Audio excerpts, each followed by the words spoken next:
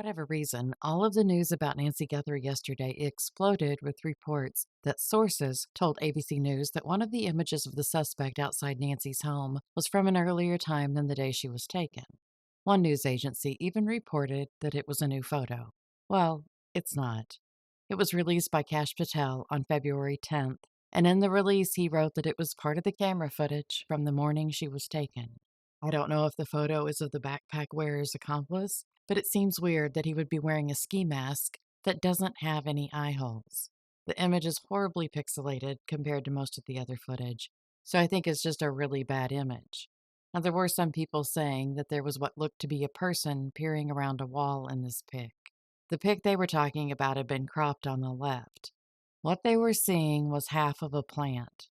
There was no tiny-headed person peeking around any corner. Sheriff Nanos released a statement saying that whoever is saying that this image is from a different time is speculating. And then all of the Nanos haters jumped all over him for saying it. I really don't know why he's getting so much hate either. Some people are even accusing him of kidnapping Nancy, which is really just nutty. People are asking why he didn't use the FBI lab and why he didn't let the DNA be sent to Quantico. Well, the FBI in Arizona doesn't have its own independent lab there, and they don't send their DNA to Quantico. The Arizona field offices use a state crime lab, and the reason that the sheriff used DNA Labs International in Florida is because that's who the department has a contract with, and since they tested the initial DNA, it was easier to keep everything together. And the lab he uses is a well-established, trusted lab. It's not like he's slopping down the DNA to Swamp Hand Sam and asking him to test the DNA for him using a microscope with a burnout bulb. And then there's people questioning about the new reality show about the Pima County Sheriff's Department. Well, there is a show named Desert Law that covers the Pima County Sheriff's Department, and it's similar to a lot of other shows that are similar to cops. Sheriff Nanos declined to be on the show, but acts as a consultant.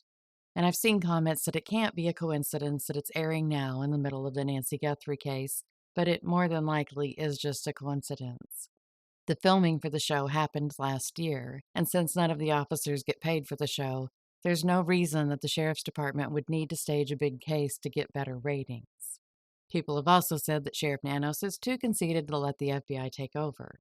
I haven't seen any attitude from him that makes him seem conceited. I don't think he's comfortable in front of the media, and that's why sometimes he rambles, but he's not rambling about how great he is or how he has everything under control. He's readily admitted that he's not used to every single word he says being scrutinized, which is understandable. And if he was as conceited as some people are making him out to be, he'd for sure would have jumped on the chance to be starring on Desert Law. The FBI doesn't take over local cases, and they've been working with Pima County since about the second day. So the rumors that the sheriff is denying their help is just that, another big fat rumor. And maybe people don't realize that Sheriff Nanos has been in law enforcement for over 50 years and has been the sheriff in Pima County since 2015. I mean, he's bound to have learned something during that time. I also don't know how many people realize just how large Pima County is by area. It's a big one.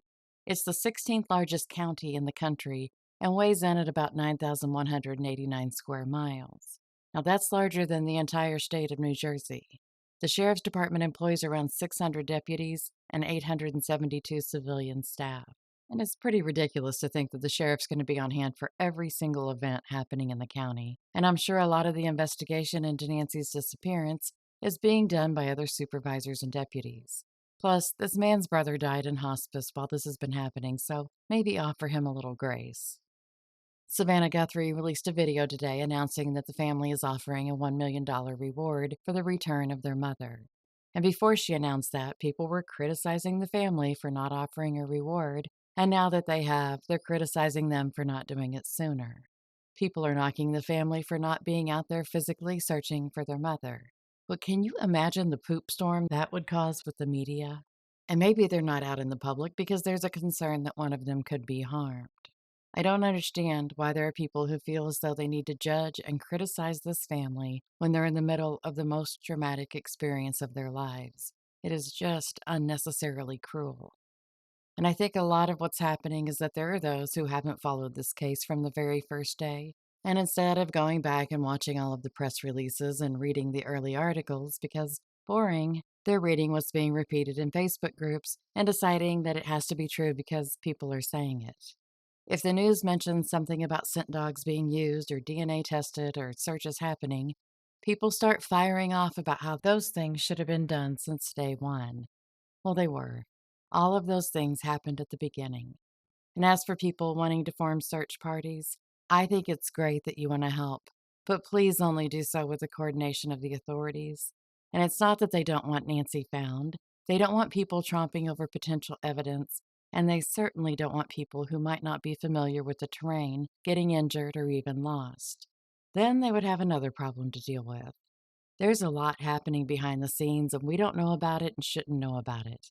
So let the sheriff's department, the FBI, and what other entities that are investigating just keep investigating. And if you're in the area, please stop messing with and taking property that more than likely belongs to someone that's homeless. If it's not yours, don't touch it. And if you think it's suspicious, tell the authorities. I'm worried that someone's going to get hurt because they're barging into what equates to someone's home and taking what is more than likely the only property they own. It is heartbreaking to see so many people responding with so little empathy to the family, the authorities, and to each other.